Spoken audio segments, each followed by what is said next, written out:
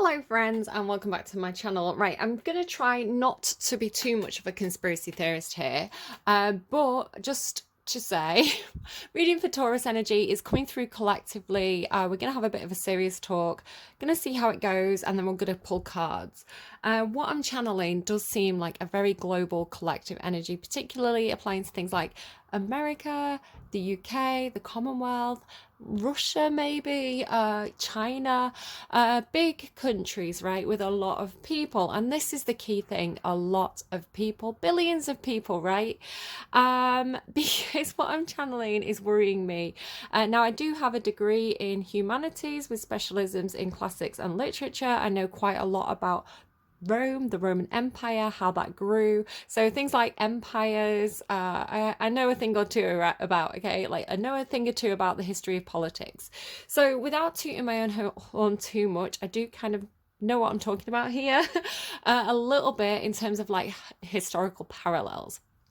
Okay, what I'm seeing here is this energy, which is coming through as the octopus, the starfish, the spider, the tarantula, which is coming through this energy of stretching out its web, right? Stretching out its net, stretching out its tentacles. So if you think of how the octopus, the starfish, they stretch out wide, right? And then, so what I'm kind of seeing is almost like a Venus flytrap energy, right? So the net, the stretching of the arms is stretching the web out wide, and then this energy of like attack, right, like the tarantula, right, or the starfish or the octopus, this pull it into the middle, stretch out wide, pull it into the middle. So it's talking about like gathering resources in a way.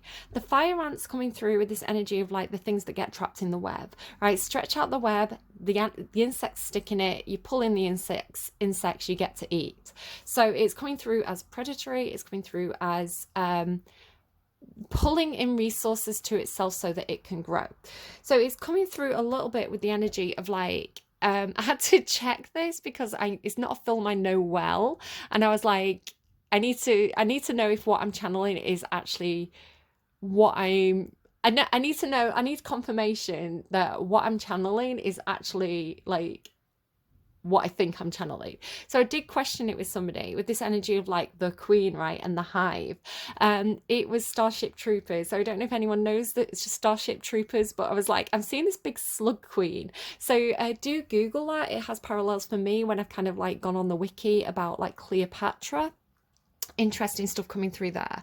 But this thing about they're telling me it's lonely at the top, it's lonely at the top. Now, I'm not talking about any specific political body. I'm not talking about my queen. I live in the UK, I like my queen, but what I'm talking about is kind of like almost like the power at the top, and it can be applied to so many different situations, right? Organizations, pyramid schemes, cults, religions. Like there's a lot of ways that this scenario, this archetype can be applied, but they're showing me it as a pyramid, right? You can even talk about Maslow's hierarchy of needs, but that's not how this is being applied. This is being implied about a tower where there's less people at the top, there's bigger people there's more people at the bottom. So population feeding the head, right? So you can see parallels of this and the reason why I'm talking about this for Taurus is because Taurus is the Hierophant, which I think is why it's coming through in Taurus's reading. So how this applies to you on a personal level, I don't know, but the things I'm going to talk about do apply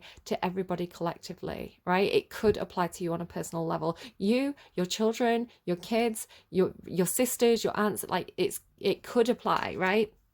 Hypothetically. So it's a warning. Basically, it's the way this is coming through. So what I'm talking about here is population growth, right? And if you think about a pyramid, there's one or two people at the top who are pulling in all these resources, and the more people you have at the bottom, the more you are going to level up. So the way they're showing it me is like levels of a pyramid, right? And then somebody at the top, and like every time more people join, it's like everybody bumps up and this person at the top gets higher. But it's like, it's kind of like the carrot and the stick. It's coming through with bait and switch. So it's like dangling the bait, right? So that everybody gets pulled in, everybody joins this pyramid scheme. and the people at the top keep getting higher. So they have to make it desirable. They have to make the idea of leveling up desirable. Like one day you could be at the top of this pyramid, but you won't, right? Very unlikely. So if we compare this to the Cursus Honorum in ancient Rome, again, classics, humanities classics, the Cursus Honorum of ancient Rome was you had a lot of people feeding into the bottom of this career ladder, but the higher you got with this career ladder, the less and less positions would be available. So it was very, very competitive. So at the top you had people like Julius Caesar, right, who were like the I guess censors, and because there was a job where there was like 2 censors and 2 what's the other word? Again, I've got the degree, but I am bad with remembering words. Consuls, the consuls of Rome and the censors. So these positions, I believe, just had 2 positions each year, and it was competitive and people had to fight for it. But the rung below that had like 4 people, right? So it was like the first job had like 16 people or something like this. The next job had 8 people. The next job had 4 people. The next job had 2 people. So every time you did it, people would get knocked out, right? So you might think you're climbing the ladder, but you've got all those people above you who are also fighting for the same positions. So it's like a funnel, right? It gets narrower. It's harder to climb high because there's less positions available.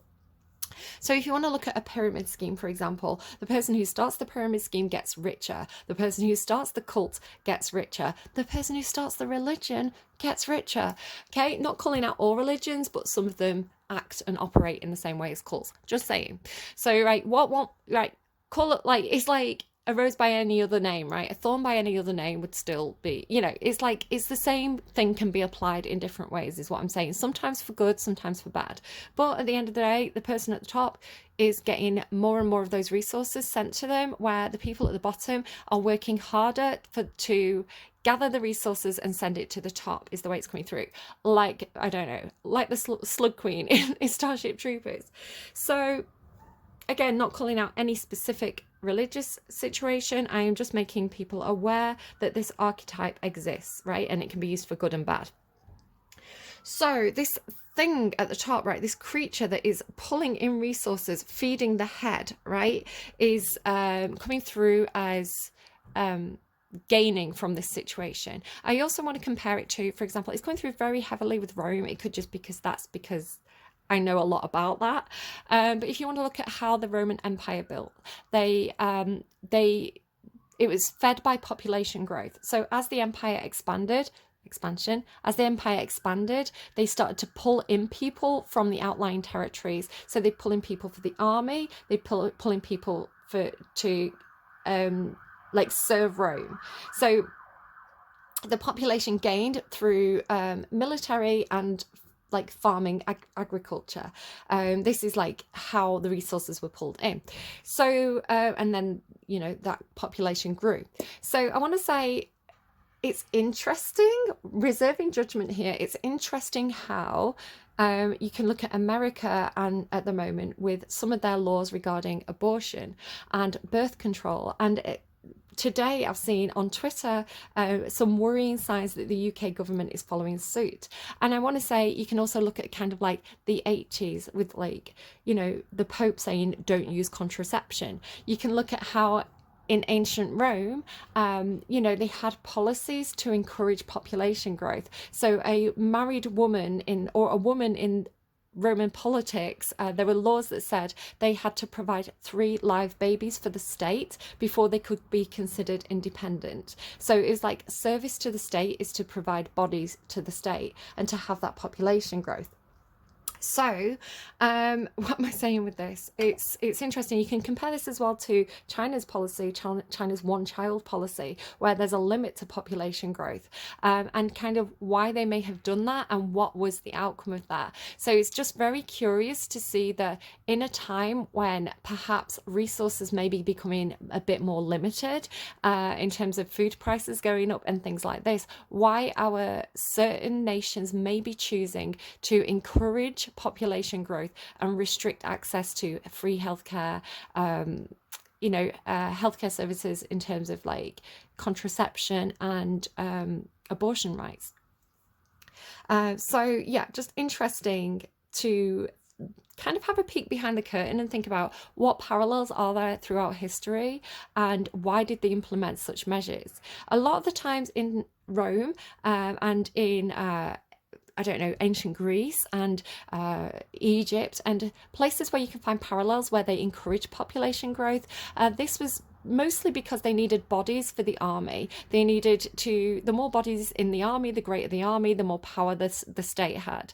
You can also look at where people may be, you can look at the, the Atlantic slave trade, where bodies were pulled in terms of slavery or indentured servitude in order to work the fields, right? So it's like, where are the bodies needed? Where are the bodies going? Who benefits from that? Who gets rich from it normally? Who holds the power from it? So you can look at states, because the hierophant can indicate government and churches.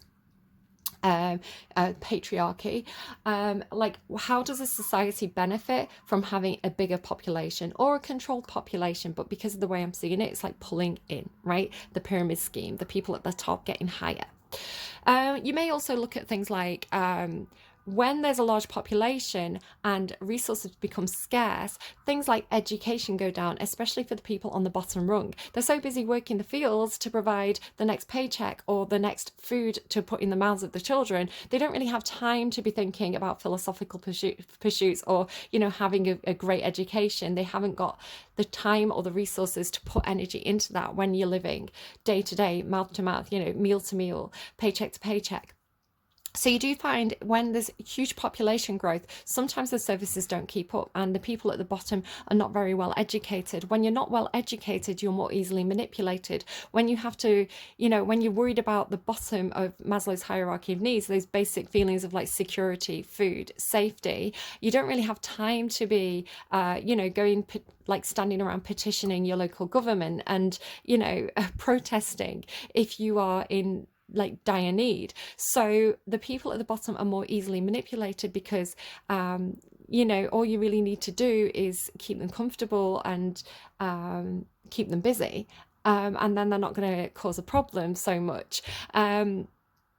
So the lower educated people are, the easier they are to be manipulated by the government in terms of media. And so you could look at how the Conservative Party in the UK, you can look this up, you can Google it. Historically, the Conservative Party members will normally vote against improving education for the masses, and they tend to also, the less educated people are, the more likely they are to vote Conservative. So you can see how it would be in the Conservative Party's interest to not educate people because the uneducated people are more likely to vote Conservative. So again, historically, you can look that up. No judgment. Whoever you vote for, you vote for. I'm talking about facts that are available on the internet. So, who benefits from these policies? Who benefits from population growth? Who benefits from having more bodies to throw at the top of the pyramid? I want to say this is what's coming out in the reading, so I'm going to give it to you straight, babies. So Starship Troopers, the Slug Queen. Again, not talking about my own queen, who I kind of like, but you could talk about parallels with the Cursus Honorum. And obviously the queen was born into queenship. It wasn't a choice that she made. You could look at politicians and how they fight to, rise through the ranks of either party to gain, control of the party and how they might benefit from that. So the Cursus Honorum, I would say, that kind of pyramid scheme of getting to the top of the pyramid, that doesn't benefit very many people. I'd say it's more similar to British or, I don't know, various politics. Anyway, it's so many different things, right? So many different things where it's like, it's desirable to get to the top of the pyramid. That's the carrot, right? And then you're getting people to join that system. The system falls down when people stop joining it, when people opt out of it. So this is coming through the butterfly. So the imagery that they're showing me is how these fire ants are kind of almost like flies to the web, right? They're getting stuck in the web. They get tangled up in the web. And the spider or the tarantula or the octopus is going to come and prey on them, right? And eat eat them basically. It's a resource for the spider. When people stop going towards, because the fire ants are basically walking straight into the trap, right? The bait is in the middle, they walk onto the spider web's sticky, the spider eats the fire ants, is the way that I'm seeing it visually. I know that's not quite how it works, but visually that's kind of how I'm being shown it through whatever I'm receiving. The way to get out of this is, so if you think about how a fly is wrapped up in a cocoon almost, right, by the web, it's kind of like a butterfly in a cocoon. So the message that's coming through with this is you can get out of that web if you change. So a change is needed in order to survive the trap that the spider has set. Take that as you will. Break the chain, break out, be the change. Jenga is the actual messages that I received. So yeah, the system only works if people buy into it, and service to the state and personal liberty. So we've got some very, very interesting things to think about already, Taurus. I don't know where this reading is going to go, but they are the messages that came through when I started to meditate on the Hierophant card, which is Taurus energy. So I'm going to bubble these away, and we're going to pull your cards just so you can see how I'm separating these cards out. That's interesting that the octopus went in with the dragon there, which is this kind of like ancient watcher lizard man energy. Again, not buying into too many conspiracy theories. I'm saying that with a pinch of salt. I'm very interested to see what comes out in the news this week with some of the stuff that I'm channeling. Again, I'm not making the change. I'm just interested. We've got the moth there. Secretly make the change, perhaps. Just very curious to see. I don't know, very curious messages. They feel very collective. They feel very political. Again, I am Libra, so I'm very neutral. I'm just stating the facts. Like a court, right? Like the Justice card in the tarot, like the courthouse. These are the facts of the situation. Not for you. Building blocks, Magician in the mirror. Not for you. Yeah. Okay, not for you is an interesting card. It haunts me because I'm like, don't you tell me what is and isn't for me. And that could be the thing. That's why I studied classics and humanities and Shakespeare, basically. I studied all the things that someone like me wouldn't normally study, because the people who normally study these things are people like Boris Johnson, who has a classics degree. I have an equivalent degree, I believe, to Boris Johnson, by the way, just saying. Don't see why he's busy running the country when he's a buffoon, and I could probably debate him under the table with politics, but there we go. So with classics anyway.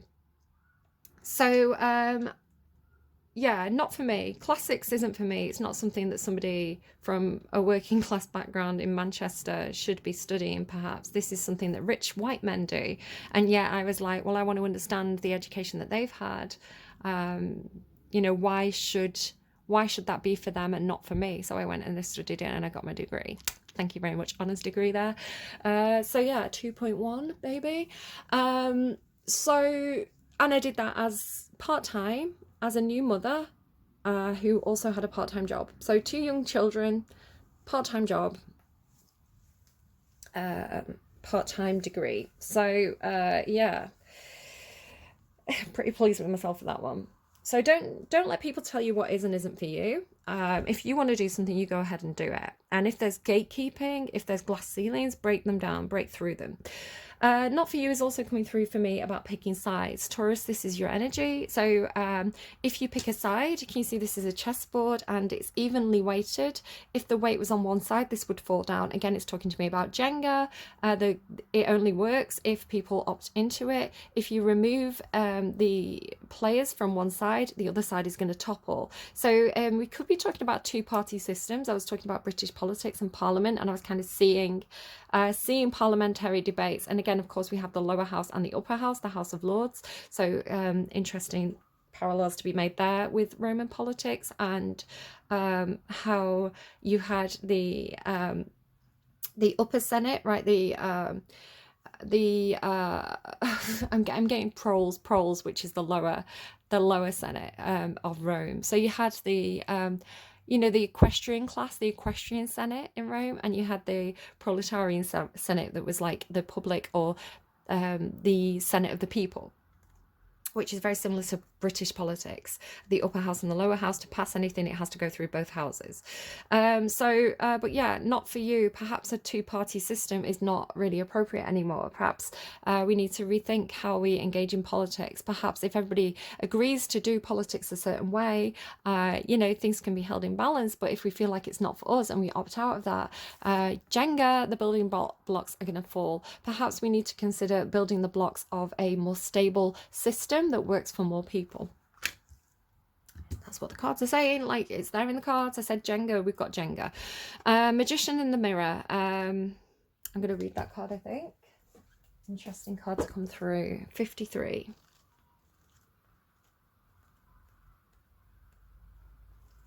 Knowing and using your true power. This card upright represents the culmination of your personal and spiritual power at this time. In the Magician's left hand is the flame of passion and action. In his right hand is a vortex of water and the light of reflection. This is a highly beneficial card telling you that you are the Magician, and within your grasp are the amazing forces of earth and spirit. Interesting that the Magician in the mirror is harnessing the two energies, right? He's harnessing this and that, and here we have two energies. So harnessing the in-between, harnessing the middle ground, perhaps very Libran, I don't know. Taurus, you do share the Empress card with Libra, so that's kind of the energy of that. Excuse me, sniffling a little bit there. This highly beneficial card is telling you that you are the Magician, and within your grasp are the amazing forces of earth and spirit. The water is the energy of yin, the power of spirit and clarity of thought. The flame is the energy of yang, bringing direction and creativity. Interesting that we had the Emperor and the Empress out of one deck in Aries' reading. So the power of yin and yang and harnessing both really gets you to this very full energy. Together they give you the magnificent magic of transformation, which we said we wanted, right? If you think of the butterfly as a symbol of transformation and change, this is what we're looking for by harnessing both. The mirror stands beside the Magician, reflecting the outer world's response to your choice to use or dismiss the true power that you have. Its silver reflection reveals the future in the mist on the horizon, ready to be magically formed. When you receive the Magician upright, you are put on notice that an important and powerful time is at hand. You are the alchemist. They're telling me they're playing both sides, and they're showing me American politics. So the people who play both sides. So you might want to look at who invests in both the Republican and Democratic parties, who donates to both sides. That might be an interesting thing. I don't know the answer to that. I'm just giving you what they're telling me, but it may be interesting to look into that. You are the alchemist of your life, and just as an alchemist turns base metals into gold, you are now able to transform your difficulties into great blessings. Sorry, they're showing me it could be something for you to consider doing. If there's a situation in your own life where there's two sides, right? It is kind of like hedge your bets. Who's going to get into power? You may want to consider not rocking the boat too much, and building relations with both sides, so that no matter who gets into power, you can you're in a good position. I don't know how that applies to you in your own personal life, right? It's like maybe at work, two people vying for the same job. Interesting, I had that thing about different people, like the Cursus Honorum, different people vying for the same position. You may want to look at how does it benefit you how do you benefit depending who gets that position. And the people around you as well. Who benefits if somebody gets into power? Who benefits? Interesting, because Aries had this thing about the Magician on the stage. No, the Emperor on the stage. And they did actually have Magician energy coming through. So I don't know, again, somebody could be Aries, Taurus, cusp. But it was like they were showing me like the Emperor on a stage. And it's like the Emperor gets to choose who gets on that stage with them. So you want to make sure that you're on that stage, is the way it's coming through. This is true in every area of your life. Claim your power and embrace your intentions in your heart and in your daily life. They're telling me Merlin served whoever was in power. All right. His position was secure no matter who was on the throne, is the way that they're telling me. I don't know if that's true or not. You can look into that. Maybe if it's not true, there's something in that for you. But they're referring to Merlin as a separate source of power to who are like the king, basically. So they could be talking about, because we've got the Hierophant here, right? The Hierophant and the magician. They could be talking about the spiritual people who rule. So if you want to look at church and state, our church and state, is this an energy that rules together, hand in hand, church and state? Or are these two separate establishments? So if you look at, I believe the Queen is also the head of the religion, or head of I think the Queen is the head of the Church of England, right? And she's also head of state. I don't believe she holds any power beyond kind of honorary titles and like pomp and circumstance, like what would you call that, like a figurehead. I believe that the Queen is like a figurehead, as a symbol of head of state and head of the Church of England. But who does hold the power, and are they one and the same thing? Should they be together or should they be separate? I know these kind of issues are coming up, especially in like American politics at the moment. This is true in every area of your life. Claim your power and embrace your intentions in your heart and in your daily life. Direct your destiny, and the mist of the future will clear into brilliant reality. I have all the power I need to create the destiny I desire. Magic happens when I live in consciousness with my eternal truth. Eternal Flame played just after I finished doing Aries' reading, so that could be a song for you. Okay. Kind of making me think of... who is the guy, not Rumpelstiltskin, who is the guy in Russian politics? He was like to do with spirituality. He advised the king. I can't think of his name right now, but that could be something for somebody. Tell me about an energy outside of Taurus then. Again, just flip it and reverse it. Take it if it resonates, leave it if it doesn't. Tell me an energy that Taurus is dealing with. An energy, tell me disruption. No place like home. Second chakra, Archangel Ariel, to the sea and higher power.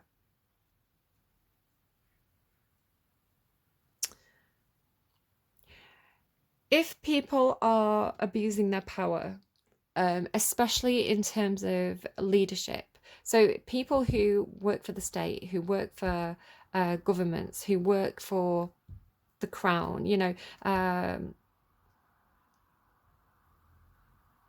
if people are abusing the power, then there's going to be divine intervention. There's going to be a higher power that rocks the boat, I want to see, that causes a kind of causes flow, it causes change. 7 is a divine number, talks about fate. 4 is about stability and foundations. Second chakra, Archangel Ariel. So I believe this is to do with your confidence, but let me just kind of check on that one. 36. So again, this is an energy outside of you. So if you act in high vibration, if you hold things together, hold down the fort for the greater good, then I feel like, you know, and you do kind of the work of spirit and the work of God and the work of... If you do things for the right reasons, then the higher power is going to support you. If you do things for the wrong reasons, for selfish reasons, if you abuse that power, the universe is going to intervene, is the way that that is talking to me. Intimacy and creativity. The second chakra vibrates in the energy of the beautiful angel Ariel. She sends a bright orange energy promoting inspired creativity and greater comfort with intimacy. When this card appears upright, it's urging you to get creative. Let yourself reach out into unexplored areas of self-expression and new projects that have a more creative approach. So don't do things necessarily, because this is a very tried and tested traditional way. There's a big energy about change at the moment with that butterfly. It's like you need to evolve, you need to be creative, you need to play with the building blocks, okay? And I'm not saying that we tear down the towers, right? I'm not saying that we completely restructure our whole society. Like, I'm not saying we need like a reformation or anything like that. Nothing on that scale. However, like Rome, when it was clinging to the last grasp of the dying republic, which was basically fated to change into the empire, if if we hold on to outdated institutions that no longer fit the common good and the greater good, then those institutions are going to fall away eventually. How much people resist that will contribute to how big those tower moments are. So play with the building blocks, see what is available to you and what's not available to you, and work with the resources that are available to you to flow with the change, right? To work with the way that things are moving. Yeah, is the way. And be creative with that is the message there. Self-expression, new projects, and it's also a time when energies of closeness with others and nurturing yourself can flow more freely. You can now open yourself up to the emotional intimacy that may be coming your way. So nurture yourself and be ready to receive the affection and camaraderie that with the resonant souls around you. So there is a bit of a shake-up here.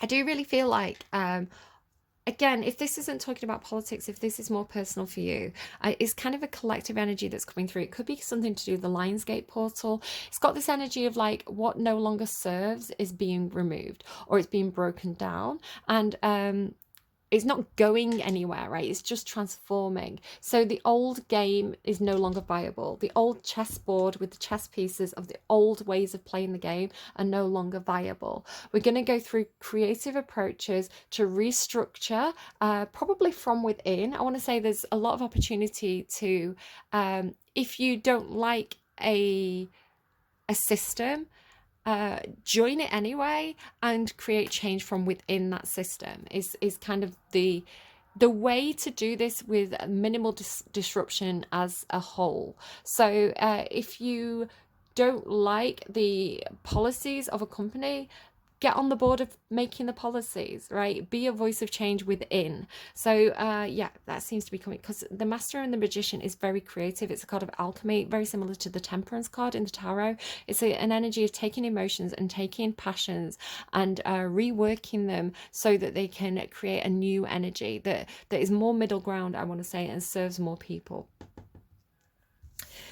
I feel like the two-party, like polarized approach that we really went through, that I want to say with the American election with Donald Trump and Hillary Clinton, we really saw a huge polarization of society where people just couldn't take that middle ground approach, because it's like if you took the middle ground you'd be attacked by both sides, where it's almost like, yeah, they're giving me a Shakespeare quote,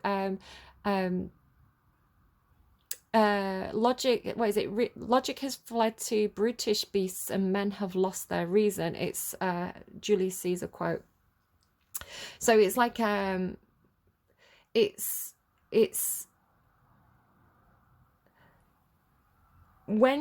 when a society gets very polarized, when it's a very black and white this or that, it's like, which side are you going to join? It becomes more and more unstable. And this is why, you know, you want to look at like why Russia was fiddling around with American politics. It's like, the more unstable, the more polarized the society became, the more unstable it became, the better it was for Russia, right? And again, this isn't me taking any kind of sides. It's me being a neutral observer of world politics based on having a humanities degree and knowledge of how historically these kind of things have played out in the past. So if I was Russia, I probably would have done the same thing, because it's like it benefits Russia, right?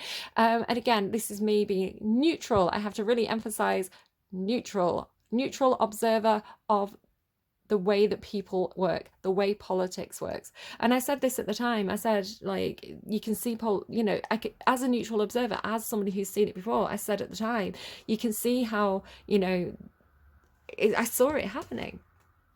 So yeah, it makes it unstable, right? The more people come to that middle ground, the more stable it's actually going to be.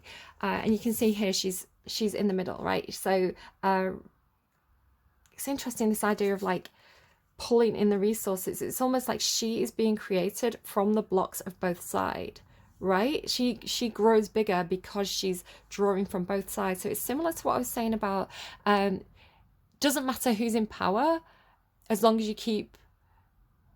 you're good, kind of thing. So I don't know, it seems to be in the positive, it doesn't seem to be in the negative. It seems to be advice for you, but I don't know, make what you will of that. Maybe some of you are dealing with Taurus or dealing with Hierophant energy right now. Be wary of the higher power, do things for the good of all. If you want to look at ancient, again, this is very Shakespearean. If you want to look at his history plays like Richard II, the concept of duty of care. So the king did draw resources, right? They were at the head of that pyramid. People did feed into the kingship.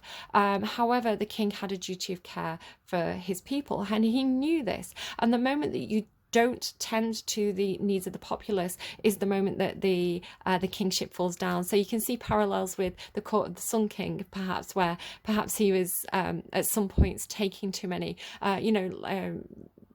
what is it, French Revolution, where the people at the top, their heads got too big. They're telling me the heads of the people at the top got too big, which is why they toppled down, because the society underneath them didn't no longer supported them. So as people removed from that system, the whole system crumbled, and we had the French Revolution. You can look as well at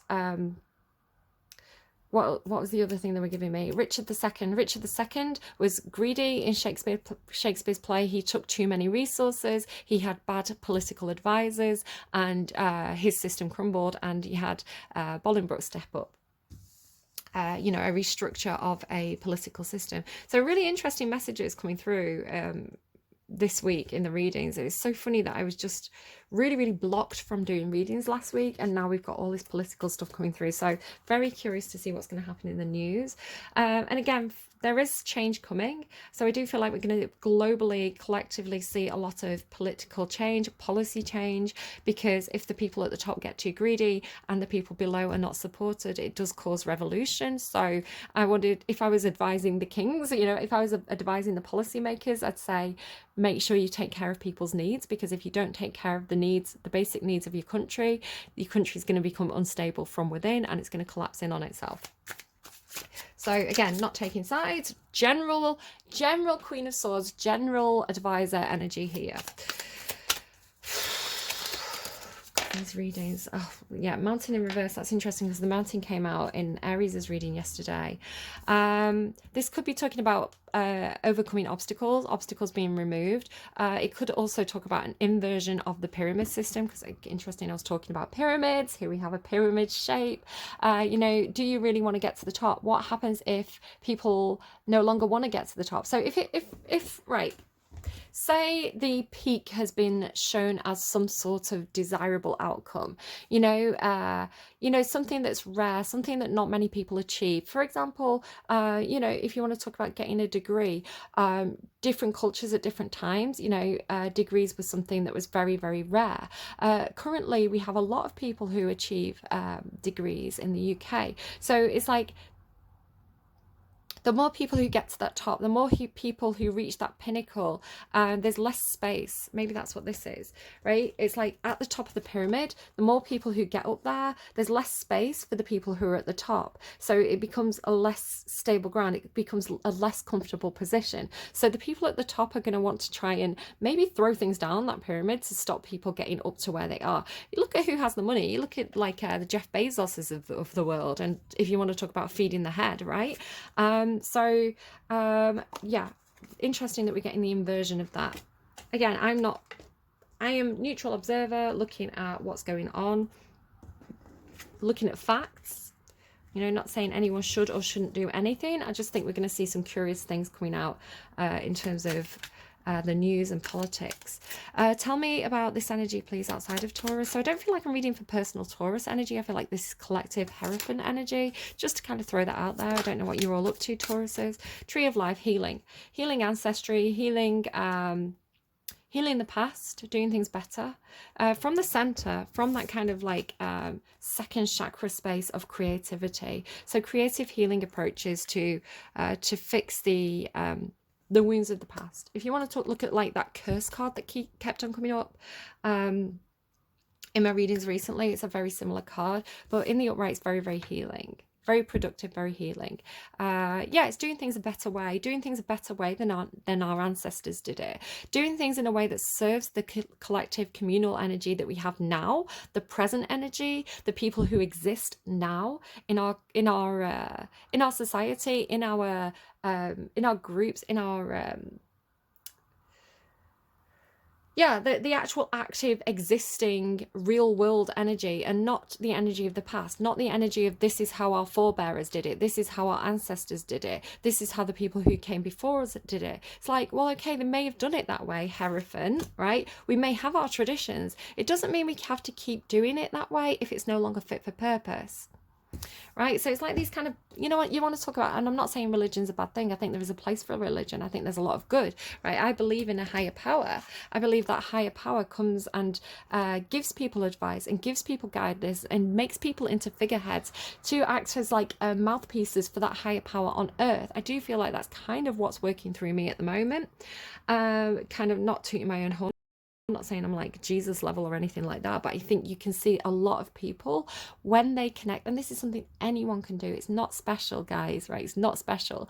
You want to talk about like going into hermit mode, being quiet, removing yourself from those external factors that try and, get into your mind. If you want to look at like getting off Facebook, getting off Twitter, stop watching the news, because if you want to look at the news, it's not objective. Every news channel has a station behind it. Every news channel, the money's got to come from somewhere. Where does the money come from? What does that tell you about the way that these people are presenting the news? So different channels have different objectives. If you want to compare the Guardian, for example, the Guardian newspaper to Fox News, very different objectives when they deliver the news, right? It's not neutral. So disconnect. If you're going to get information, get it from multiple sources that have opposing views. Listen to both sides, right? If you really want to be educated, you need to have that dual ability to understand both sides of the fence. Okay. If you have a one-sided perspective, if you find yourself having a polarized opinion, you're wrong, because you're blinkered. This is why the Hierophant is listening to two people. He's listening to both sides. Like Richard II, right, listening to Bolingbroke and the other guy. You just want to make sure that the Hierophant's not corrupt. I want to say he's not. If he was reversed, he would be. But, there's a lot of stuff coming through. It's gobbledygook. I'm sorry, there's a lot of information.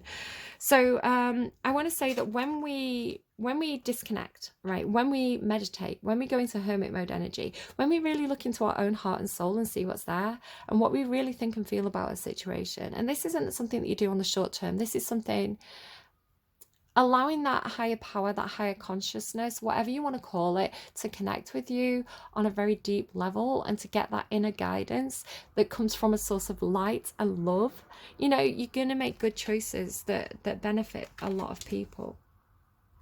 Oh my God, this reading, I was so excited to do it as well. I'm not going for the Steampunk Tarot. I'm going Witch's Tarot for you. I may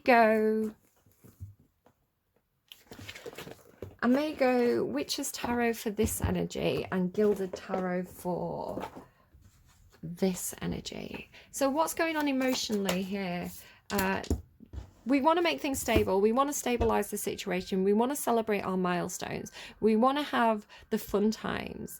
We want to make sure that what we're building is secure for the future. We want to care about our family, care about our co-workers, care about our society as a whole. Rome, because Rome and Roman culture is coming up a lot in this reading. Especially around the time of Augustus, Rome had these talking about duty of care. So a Roman citizen had a duty of care to three principles: duty of care to the state, right? So that could talk about, providing three babies to the state when I was talking about like the pregnancy. So you had a duty of care to the state. You had to be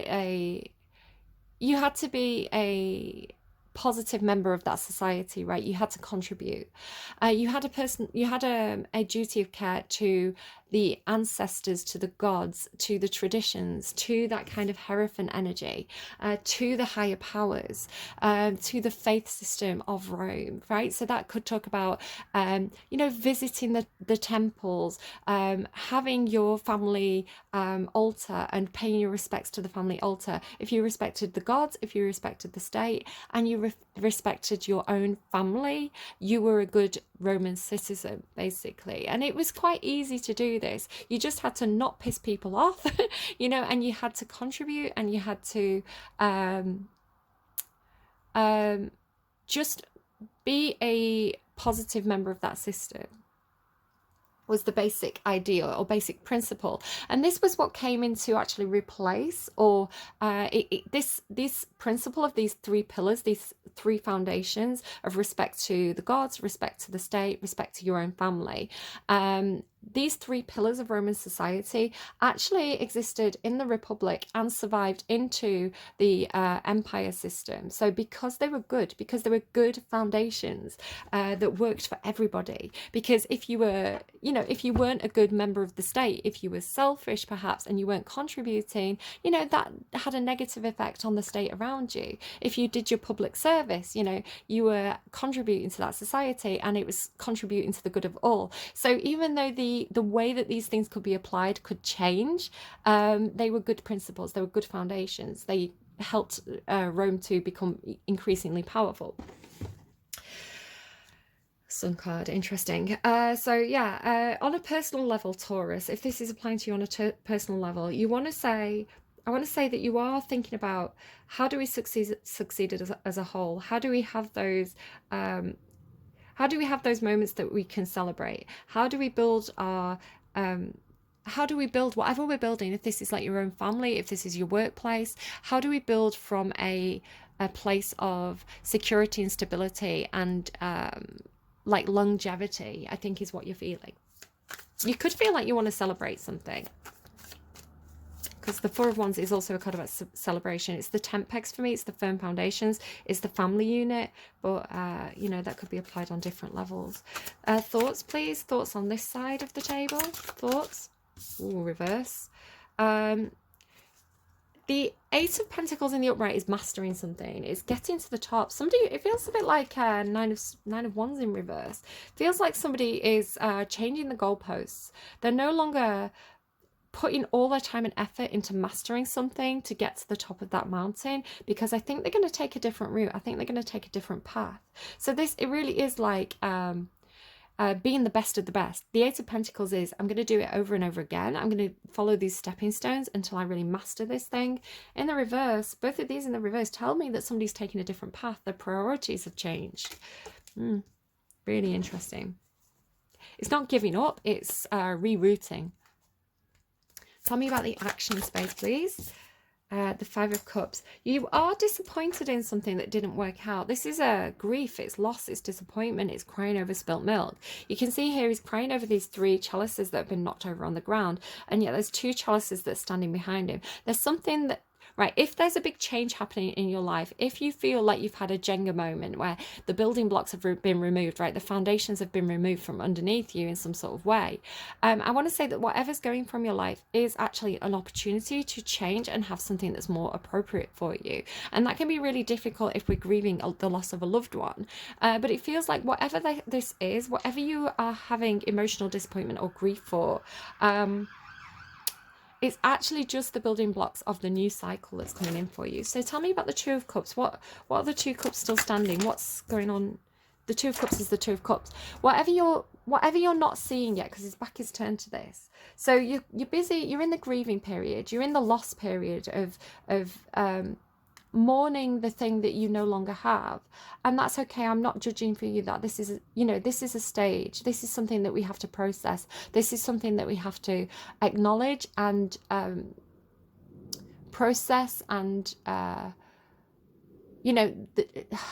the time it takes to do that, whatever this is for you.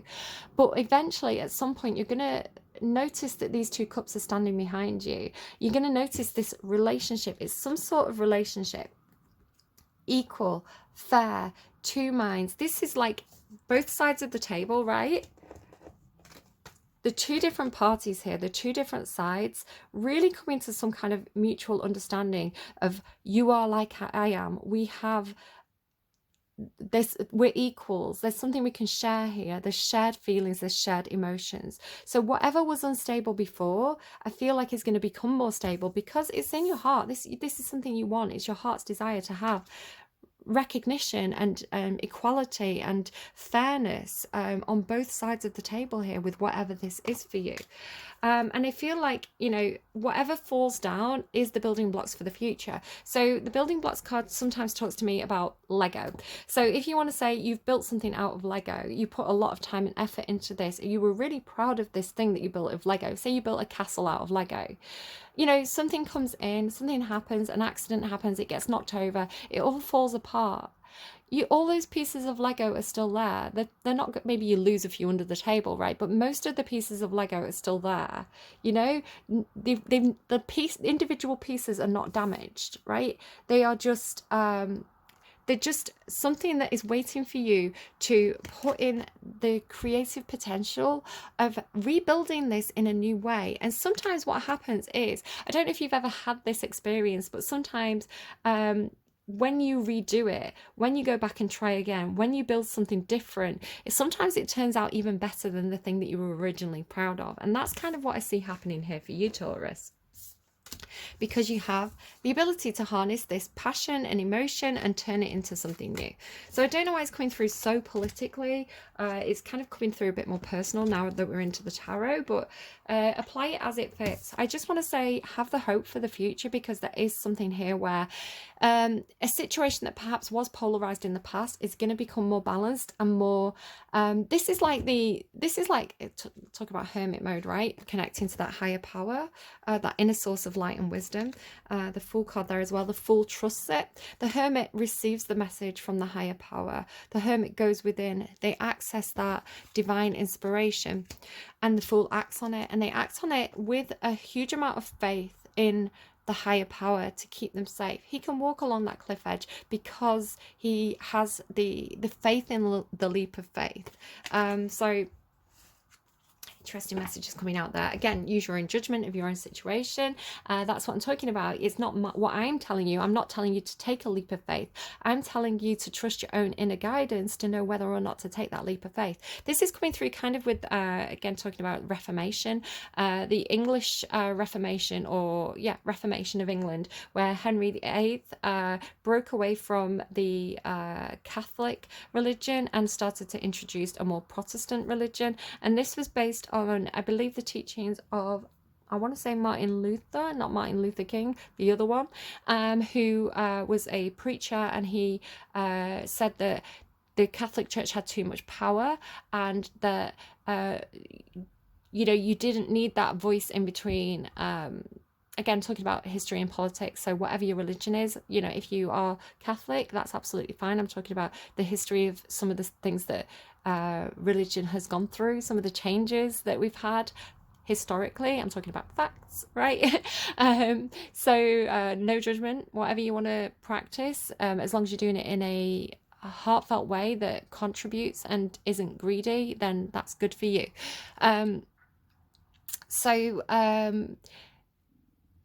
Henry, basically because he wanted to remarry, right? He wanted to marry his strumpet. The Catholic Church said no. Henry was like, right, I'm going to use these teachings to kind of like get things the way I want them. Not necessarily a good thing, but historically it's what happened. So the teachings were the Catholic Church holds too much power, and at the time, right?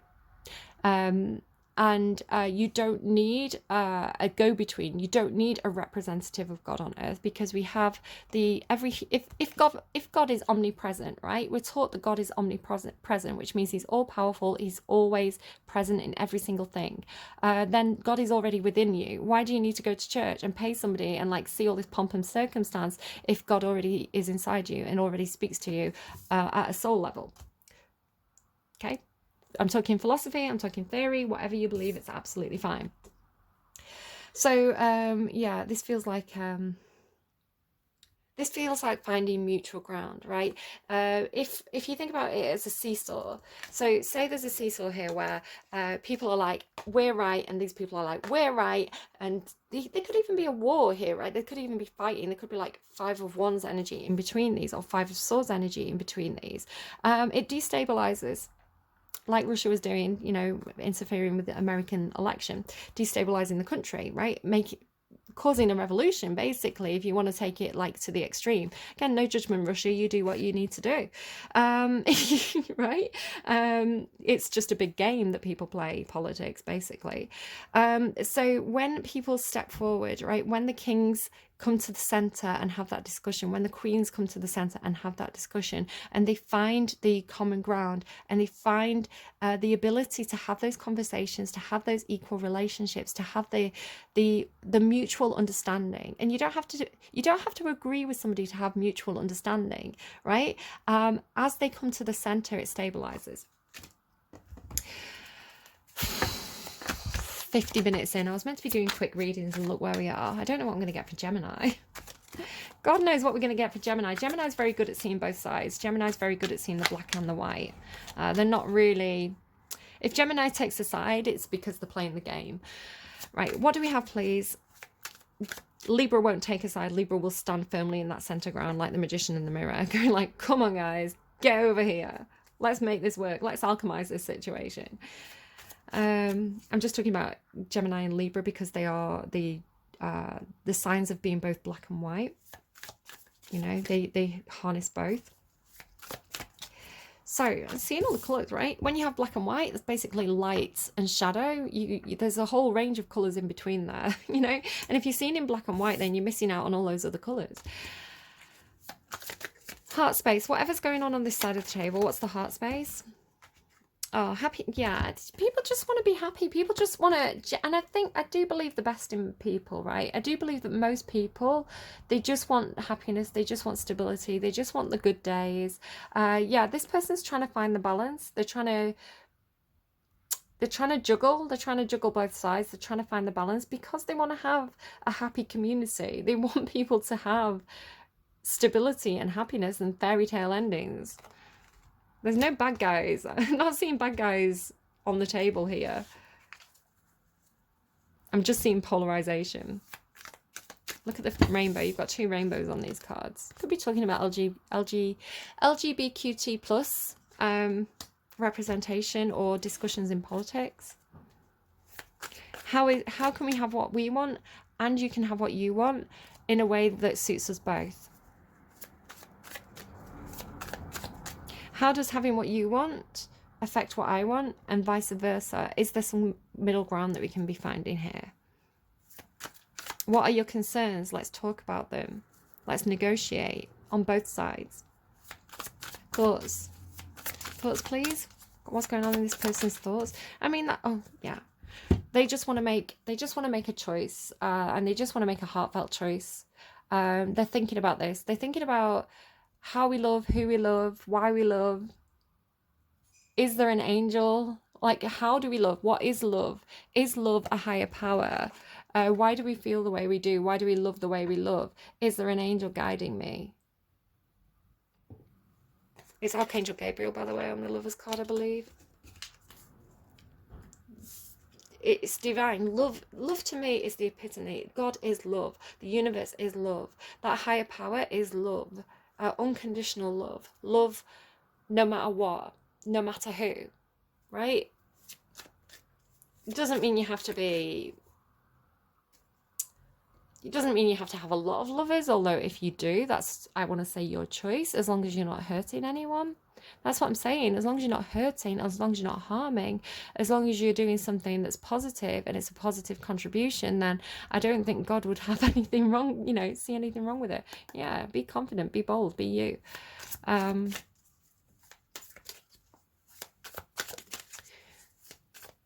Again, when I say God, I'm not talking about a specific God. I'm talking about the higher power, which I see as a universal, a collective God. You know, there's no God left behind. There's no wrong God. If God is omnipotent, God is everything, including all the representations of God, both the good and the bad, right? And if God is anything, God is love, God is life, right? God is unconditional love. I mean, if I'm going to believe in anything, I'm going to believe in unconditional love, because, you know, what else should you put your faith in other than the highest vibrational energy of all? I'm not going to say that money's God. I'm not going to say that war is God. I'm not going to say that being selfish is God. I'm going to say that God is when a parent looks into the child's eyes for the first time and they feel that swell. I'm going to say that love is the way that your heart flutters when somebody really special walks into the room. I'm going to say love is holding hands with your best friend when they're sad. That is God to me.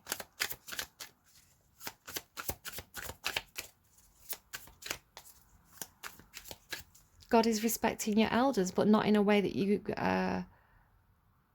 you sacrifice your morals for tradition.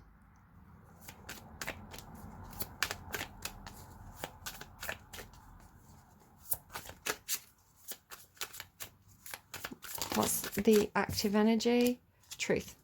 There's a truth being spoken here by this person. This person is bringing truth, probably a higher truth. I don't know who this person is for you, but this is a higher message from a higher truth. Authenticity, integrity, clarity, communication, light bulb moments. And look at the cards. They have this, whoever this is, whatever this energy is for you, they have some of the highest vibrational energies of all the cards in all the decks, right? They have higher power. They have an archangel. They have the Ten of Cups, which is happiness shared with other people. It's one of the highest vibrational cards you could get. The Lover's card, hugely high vibrational. There's another angel. Truth, justice, honor, integrity, clarity, the ability to say their truth, right? The confidence and the power in speaking your truth. I don't know. I feel like we need to get angels for you, for your guidance. Let's go angels among us for your advice here. Advice, please, for Taurus. Advice for Taurus. Advice for Taurus.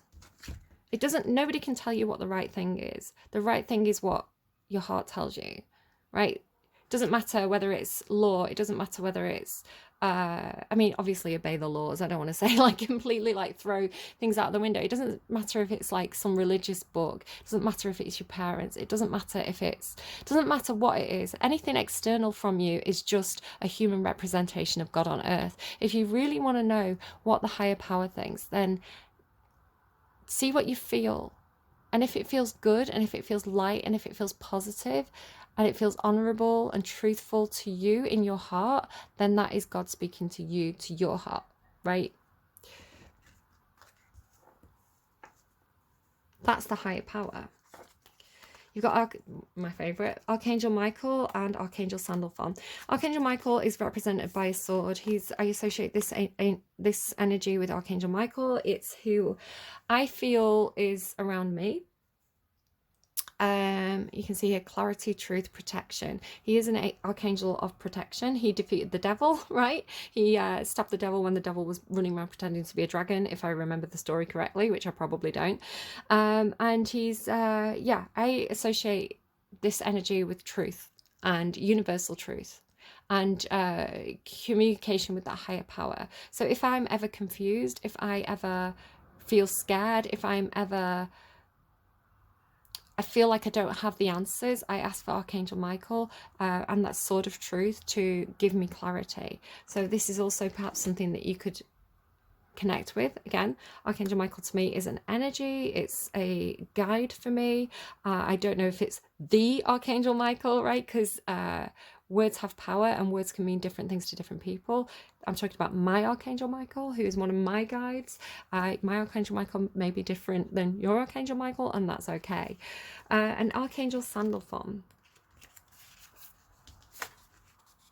Again, we're talking about your interpretation being important to you. My interpretation is important to me. It doesn't have to be the same interpretation. Archangel Sandalphon. Archangel Sandalphon is the angel who can deliver your prayers to the divine on your behalf. He is the angel of music and the bridge between heaven and earth. Working on the earth star chakra, Archangel Sandalphon can help you activate and ground your energy into the earth in a deeper, more conscious and connected way. So the foundations, right? This can help you to stay grounded in the truth of who you are and in your own soul purpose and path Nobody else's, right? Your sole purpose.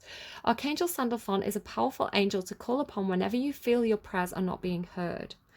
The oracle. You are a bridge between heaven and earth, right? You are the oracle, right? You have that connection. You don't have to dial a friend, right? You don't have to dial anyone else. If you find it helpful, right? If you have if you're in a religion where you have religious representatives and you feel that they're good and you feel that they have your best interests at heart and you feel like they are a source of comfort and guidance for you, then absolutely go to those people and keep them in your life. There's nothing wrong with the Hierophant in the upright. The problem is when the Hierophant is in reverse, and I feel like deep down in your soul you'll know this. So I watched that Netflix program that was called, it's called like Eat, Pray, Repeat or something like that. Eat, Pray, Love, Repeat, something like this. And it is about a religious cult. Excuse me, my tummy's rumbling.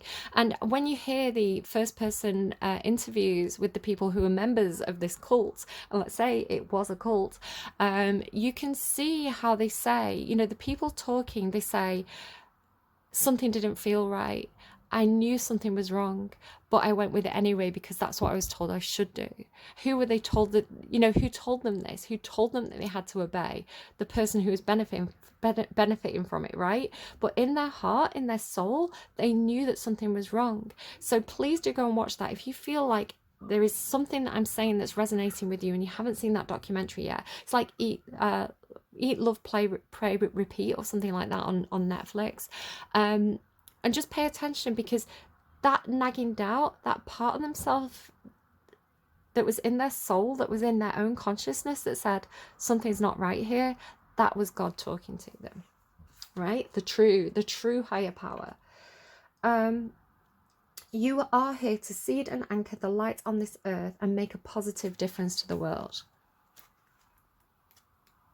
Sometimes it's really difficult to break away from tradition, but if your heart knows that that's what you need to do, then trust that light within you.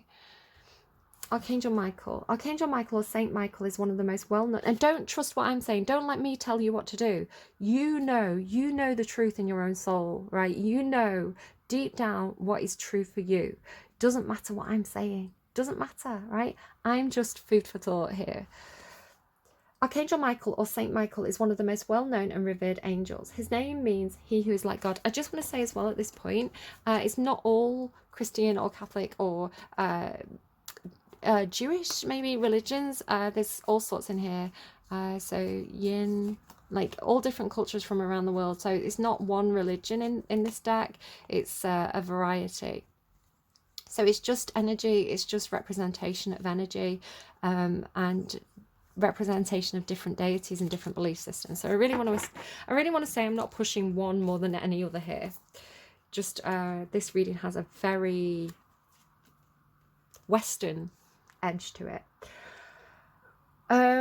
Archangel Michael or Saint Michael is one of the most well-known and revered angels. His name means he who is like God, and he is mentioned in the religious texts of the Christian, Jewish and Islamic faiths that were written a very long time ago for a very different society, right? That was a very different political system and structure than what we have now. Just saying, it may fit the purpose then, but who says the word of God can't change? Who says God can't change his, her, their mind, right? Who says that the rules that God sets down for us in a certain time fit a different time, right? If God wanted the world to remain the same, God would have kept the world the same. The world has grown, the world has changed, the world has evolved. We've evolved, right? And I think that traditional religions need to also evolve in order to keep updated. It's kind of like if you imagine the world having an internet signal, right? And it's like we get some kind of rules. Say that we all beam up and we say, God, give us some rules. And God is like, right, I'm going to give the rule book to this guy called Moses, right, on this hill. He can have the rules. But then the Wi-Fi signal goes down. And so we live for, 200, 300, 2,000, 3,000 years with no Wi-Fi signal. And we're still going off those old rules, right? Those rules may not be updated. You know, people might not know about Euphoria or, I don't know, Brooklyn Nine-Nine, right? Because God doesn't know we're dealing with that. So when the internet connection goes back up, right, and God is like, oh, hang on, what have they been doing down there? Maybe those old rules that I gave them don't fit anymore. Maybe I need to update the rule book. And so there may be representatives on Earth, and you may be one of them, who's getting an updated, a modified rule book. Or not, whatever you think in your heart to be true, right? Just giving you food for thought here. Archangel Michael, or Saint Michael, is known as the most well-known and revered angels. His name means he who is like God, and he is mentioned in the religious texts of the Christian, Jewish, and Islamic faiths. He is referred to as a warrior, leader, and a great captain.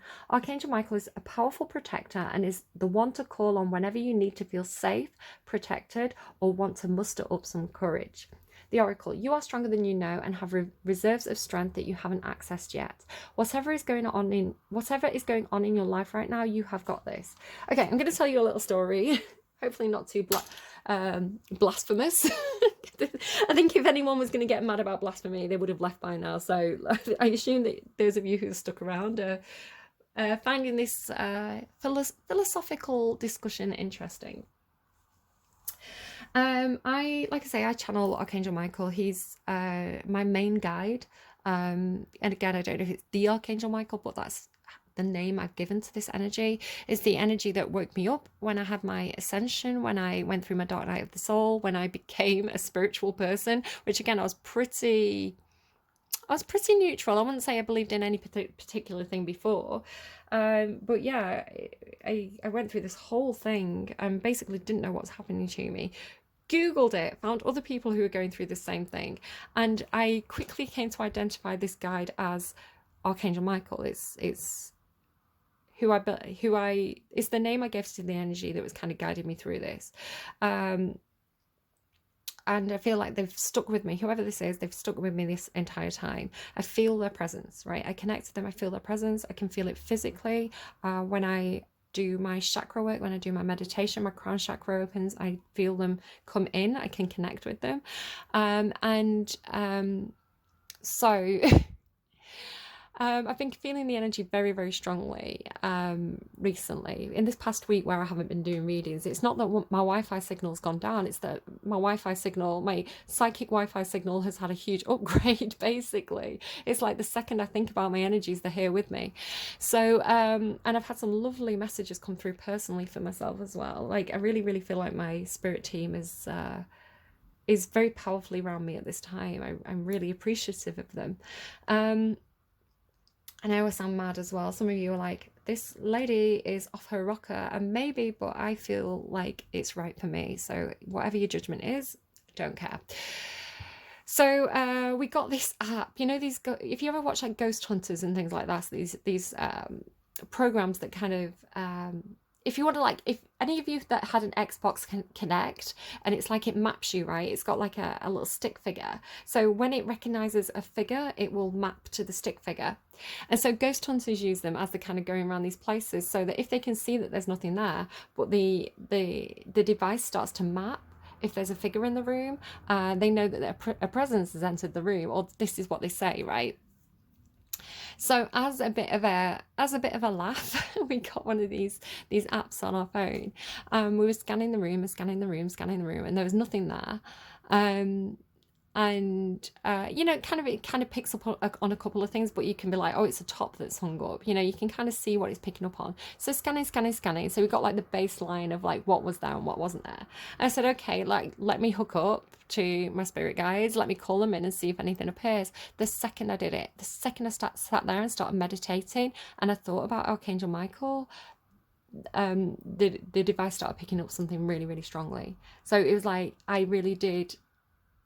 And it was confirmation for me. It's like, well, yeah, I felt the presence, and when I felt the presence, they showed up on the screen. So I'm not going to keep doing that, because I don't want to kind of abuse any kind of power in that kind of way. I'm not a performing monkey, but and neither is Archangel Michael, right? But it was really nice confirmation for me to be like, there was nothing on that screen until I felt the energy of Archangel Michael come in the room, or what I call Archangel Michael, and there was something on the screen. So that was a lovely little thing that I had this week. And yeah, a lovely little confirmation. So I don't know who you're connecting with. I don't know who your guides are. It could be ancestors. It could be, you know, people that you've loved and lost. It could be God. Whatever God represents to you, right? Whatever that means to you. It could be any of these guys. It could be, I don't know, people that you've created yourself, you know, your own spirit team that have come from your own imagination. You know, who says that that wasn't some kind of download? But yeah, connect with you guys, connect with the people around you, especially those that feel protective. Like, you know, right? It's like the intuition will tell you if something's good or bad, right? The intuition will tell you if something's light or dark. The intuition will tell you if something has good intent or ill intent. Trust that inner guidance, and trust those people around you, and trust your own path, whatever that is, your own truth. All right. I hope that was helpful to you. Really interesting reading. Do take care of yourselves. Take care of your network, right? The people close to you, whether they're in spirit or in your reality. Do good, you know, a little bit more good than bad. Try and contribute a little bit more than you take. And I feel like the world will be kept in balance. Do take care, and I will see you again soon. Bye, friends.